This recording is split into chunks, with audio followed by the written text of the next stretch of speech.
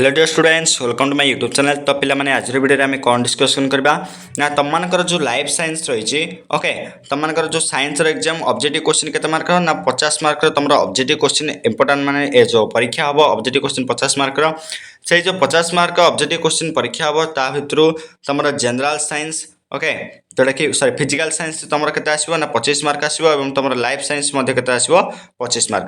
तो 25 मार्क आज life science रो आम 20 most important question objective question discussion करबा जोटा कि ये चैप्टर आम परिवेश चैप्टर तुम मानकर 8 मार्क आसीबो ओके 8 मार्क रो क्वेश्चन आसीबो से 8 मार्क रो क्वेश्चन जोटा कि मोस्ट इंपोर्टेंट रही ऑब्जेक्टिव 20 मार्क आज वीडियो रे एवं सब्जेक्टिव मध्ये नेक्स्ट वीडियो में नहीं आसबी। तो वीडियो को कई मध्य स्किप करें नहीं शेष पर्यंत देखिबो ओके। देखो एक नंबर क्वेश्चन से कौन अछि वायुमंडल भूपृष्ठ प्राय केते किलोमीटर ऊपर को व्यापी 540 किलोमीटर 620 600 किलोमीटर 640 किलोमीटर। तो जो वायुमंडल रही भूपृष्ठ आड़ को केते किलोमीटर पर्यंत व्यापी बोली पचार। तो आंसर जो पे option D 640 okay. Next question ecosystem शब्दर व्यवहार प्रथमे किए करथिले इकोसिस्टम रो व्यवहार प्रथमे किए करथिले ना आंसर जो पे देख एच टांसेल ओके एच जी टांसेल। परिसंस्थार अणुजीव मान को कौन कह जाए ये हूँ मोस्ट इंपोर्टेंट पे देख क्वेश्चन नंबर जो 2 थिला इकोसिस्टम शब्दर व्यवहार प्रथम किए करथिले ये तुम कौन प्रतिवर्ष परीक्षा आसी परिसंस्थार अणुजीव मान को कौन कह जाए अपघटक भक्षक उत्पादक मांसाजी। तो पे आंसर कौन हम कहल ना देख आंसर जो ऑप्शन ए अपघटक। क्वेश्चन नंबर 4 वायुमंडल सबुठारु अधिक परिमाण गैस शतकड़ा हार केते ना आंसर जो पे ऑप्शन सी 78.62 ओके। सबुज उद्भिद मान को भक्षण कर प्राणी मान को कौन कह जाए जो मैंने सबुज सबुज उद्भिद मान को जो मैंने भक्षण कर कौन कह जाए भक्षक ना तृणभोजी ना मांसाची ना अपघटक।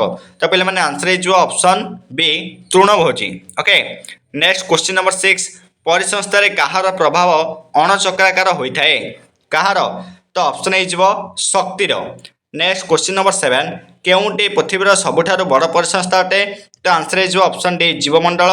परिसंस्थार केउ माने उत्पादक अटंती तो आंसर हो पे ऑप्शन सी सबुज उद्भिद उत्पादक अटंती परिसंस्थार ओके। क्वेश्चन नंबर 9 परिसंस्थार पोषकर प्रवाह किपरि परिसंस्थार पोषकर प्रभाव होची चक्राकार परि केउंटी जैव अवनमितक्षम उपादान अटे तो आंसर हो पे ऑप्शन डी काठ।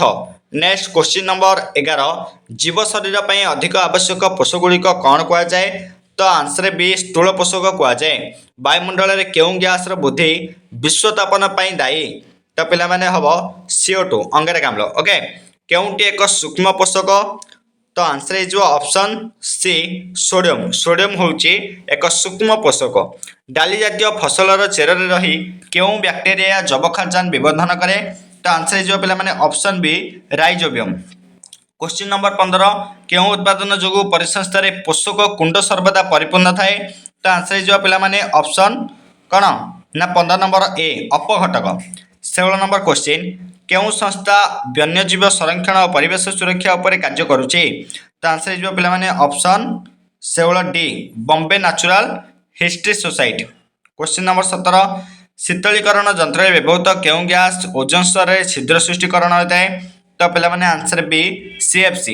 नेक्स्ट इकोलॉजिकल पिरामिड रो धारणा प्रथमे किए देथिले एटा भी मोस्ट इंपोर्टेंट तमनकर okay very very important exam रे आसीबो कौन हो आंसर कौन डार्विन ना टांसेल ना एल्टन ना कौन लिंडेमैन तो पे आंसर जो option C okay Elton. Question number 19 समुद्र चट्टान रे अंगारक केउ रूप में थाए कार्बोनेट सल्फेट कार्बाइट खनिज तैल तो पे आंसर जो option A carbonate. Next question number 20 number देखा कौन सबु प्रकार प्राथमिक भक्षण को परिसंस्थार कौन कह जाए उत्पादक कह जाए ना रूपांतरक ना अपघटक ना तृणभोजी। तो पे आर आंसर तुम मैंने कमेंट सेक्शन में निश्चय कमेंट कर। तो आज संपूर्ण 20टी MCQ आम सरी जाइए। तो थैंक यू ऑल।